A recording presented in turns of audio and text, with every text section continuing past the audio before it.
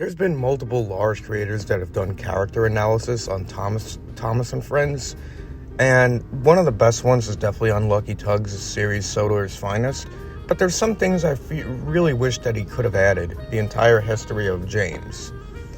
James the Red Engine, throughout the book, the model series, and the CG series, has remained a staple character in the Steam team, and has stayed pretty consistent in terms of character throughout all three of those examples. The stereotypical characteristics of James are vain, arrogant, caring even though he doesn't show it too often, impulsive, and prideful. And especially prideful over his splendid red coat of paint. But in all honesty, I kind of loved his black paint scheme with the red stripes from the original books. Honestly, I think he looks more grandiose and befitting of an engine of his model in those colors. But that's just my opinion. Your color's nice, James. Pity about your face, though. While Unlucky Tug did cover the consistency of his three main traits throughout all three examples of the series, I felt like he missed just one of them.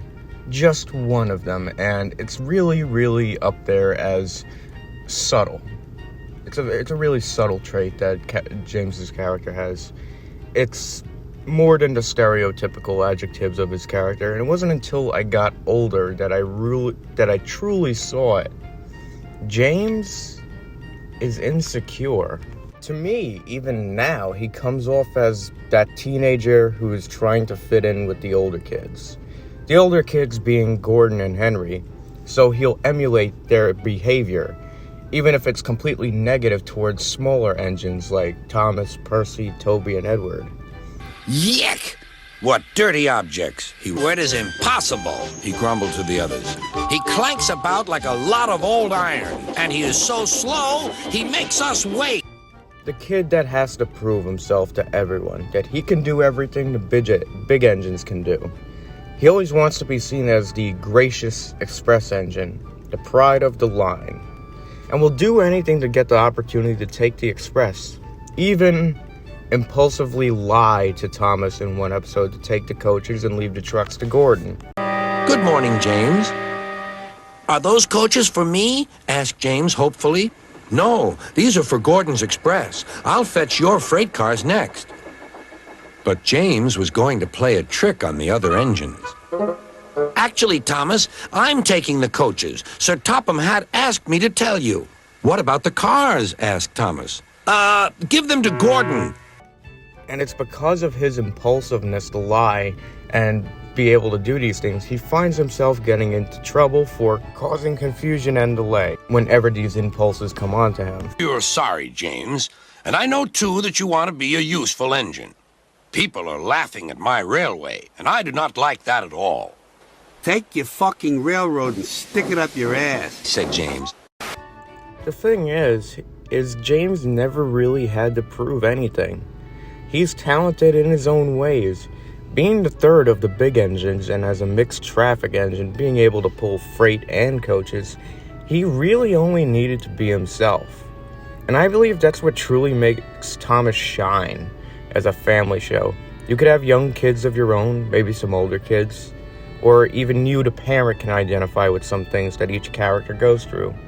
James really fits into that category of the older preteen kids to the kids that are in their teenage years already.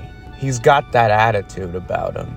He's got that angsty, arrogant, impulsive, introverted, I gotta prove to the world that I could do all this stuff too kind of vibe to him.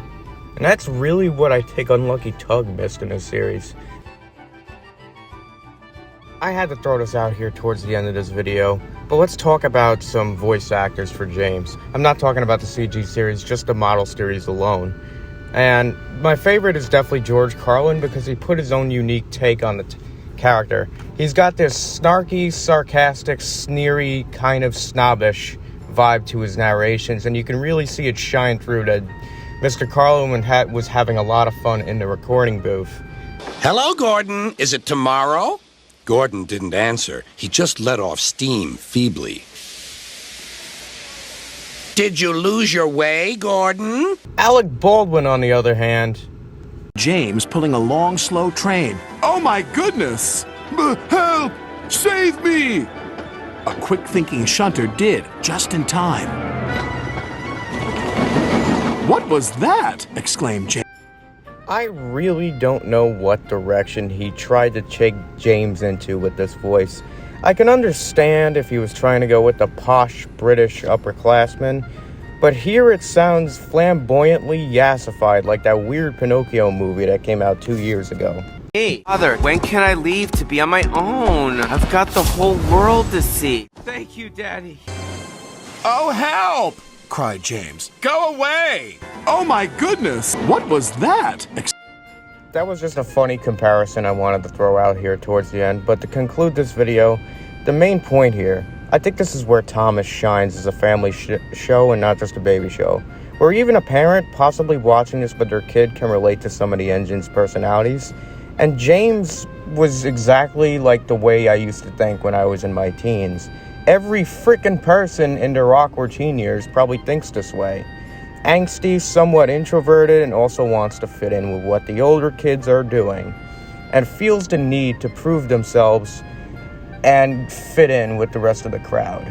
It's that little, insecurity that all of us feel that we need to do, especially when we enter our teen years. But that's all for this video. I hope you guys enjoyed this character analysis. This is my first one.